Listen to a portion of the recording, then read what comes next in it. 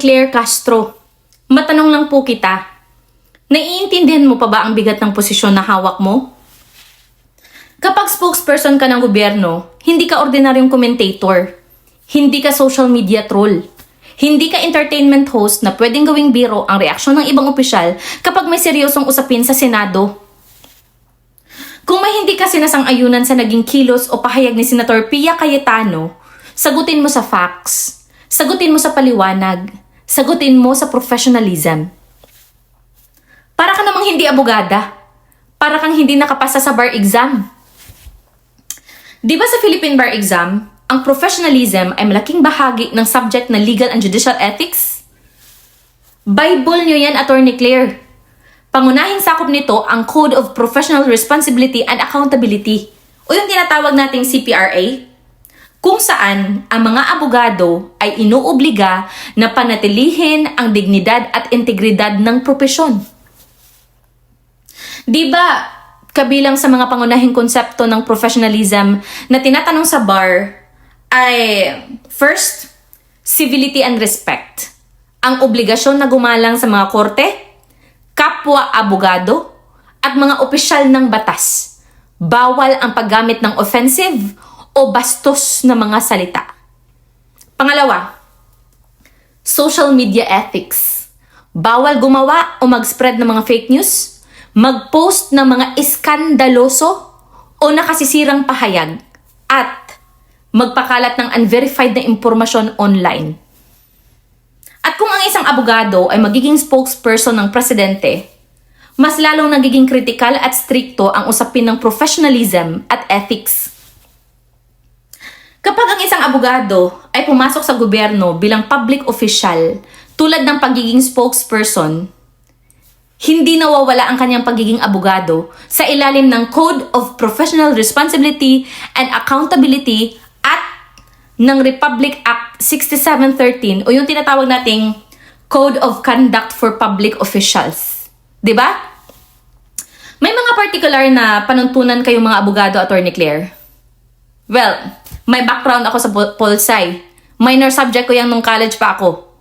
Di ko makalimutan na anumang bastos na pananalita, pagsisinungaling, o maling asal sa harap ng media ay direktang paglabag sa Canon 2 propriety ng CPRA. Diba?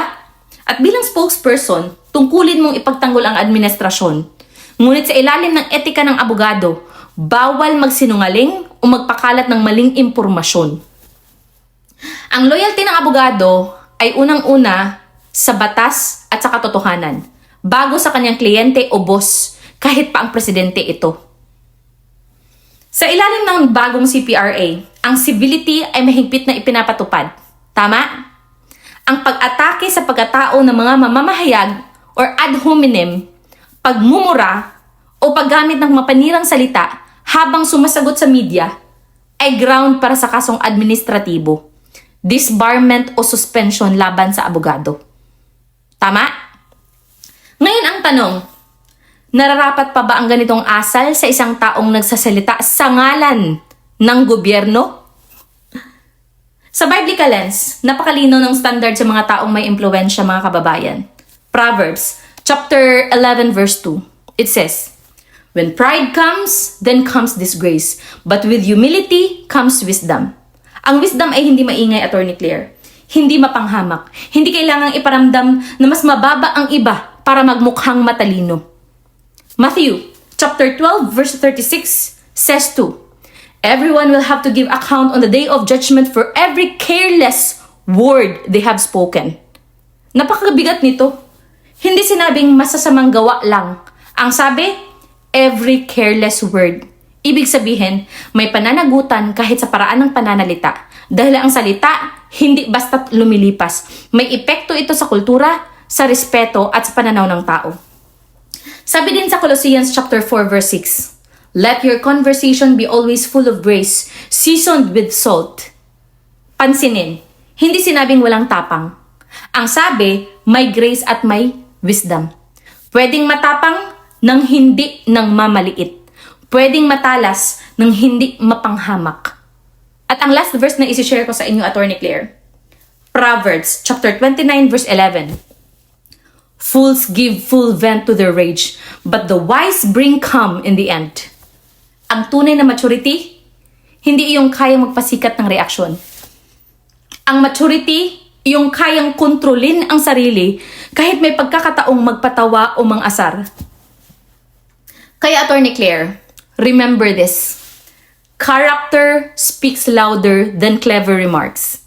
Titles impress people, but character earns respect. Ang tunay na authority, nagpapakita ng disiplina sa sarili. At bilang teacher, ito ang ituturo ko sa'yo. Character before credentials. Conduct before confidence. Respect before rhetoric. Kaya oo, kung ako ang teacher mo at ito ang ipinasa mong output sa GMRC, ibabalik ko ito para i-revise. Dahil ang leadership at public service, hindi lang sinusukat sa talas ng sagot, sinusukat din sa kalidad ng pag-uugali. Kaya, failed ka sa GMRC, Attorney Claire. Maraming salamat.